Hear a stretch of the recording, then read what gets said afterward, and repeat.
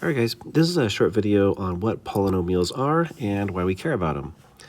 So polynomials really shine when you're trying to model something. You're trying to make a model mathematically of something that happens in biology or physics or chemistry, and you want something that is really flexible. You can bend it and stretch it and make it fit exactly the type of function you're trying to model. So something with a lot of flexibility. You want something that's smooth, no skips or jumps.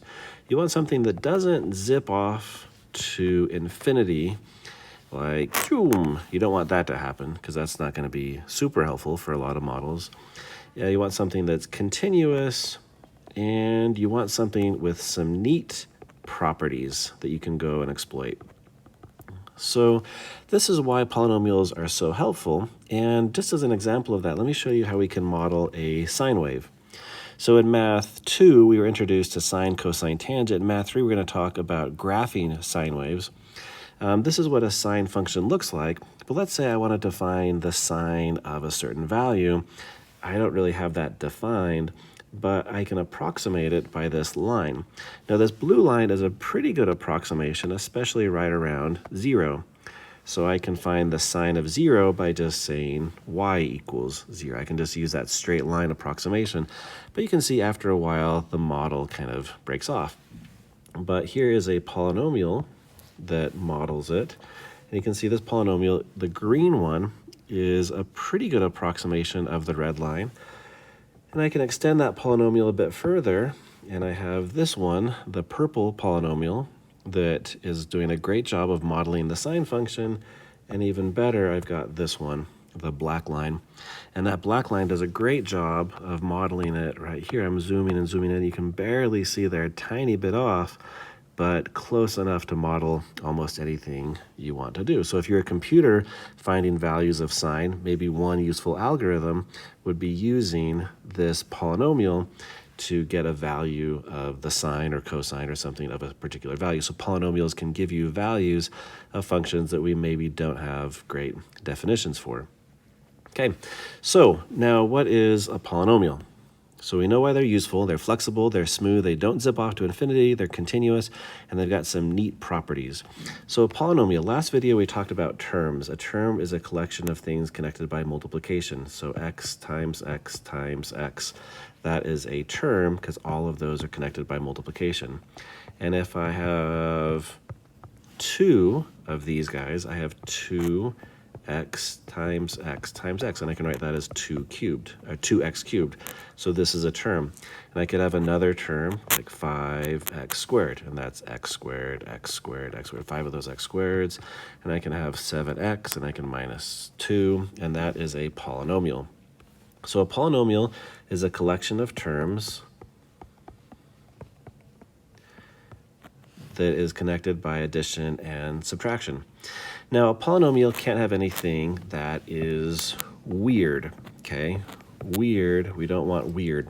Now, what do I mean by weird? Weird are things that destroy those beautiful polynomial properties that we like. We want it to be smooth and continuous. We don't want it zipping off to infinity. If you have something like 1 over x, well, what 1 over x is going to do is it's going to zip down here to infinity, and it's going to zip like this to infinity. And 1 over x is weird, so we can't have 1 over x. So we can't have any x's in the bottom. X's in the bottom are the same thing as negative exponents. So if you have some nice, happy polynomial like this, one weird thing is going to destroy it. A negative exponent is going to destroy it. And a negative exponent is the same thing as this. This is no longer a polynomial. Take that away, and now that is a polynomial. Polynomials also have to handle every single x value. So if you have something like the square root of x, the square root of x is not defined for negative numbers, and so the square root of x will destroy your beautiful polynomial. So you can have x to the 5th, that's great. You can have 3, that's great. But you cannot have the square root of x. It is no longer a polynomial because now it doesn't have those properties that we want to be able to use to model things. So to define this formula, a polynomial can be written in this kind of fancy notation.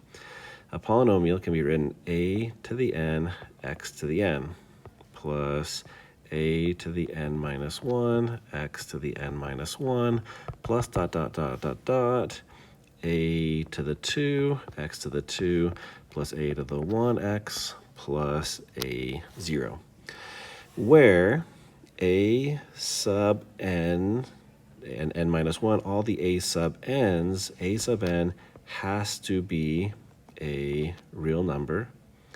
And all of these right here, those guys have to be, each of these guys, each of the exponents has to be an integer.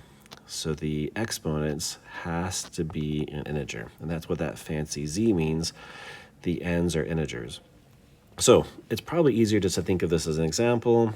Y equals 5x to the 7th plus 2x to the 5th plus 3. That's a polynomial. But again, if I have something weird, 5 over x plus x squared, that weird thing, that x on the bottom, that makes it no longer a polynomial. Okay, hopefully this was useful.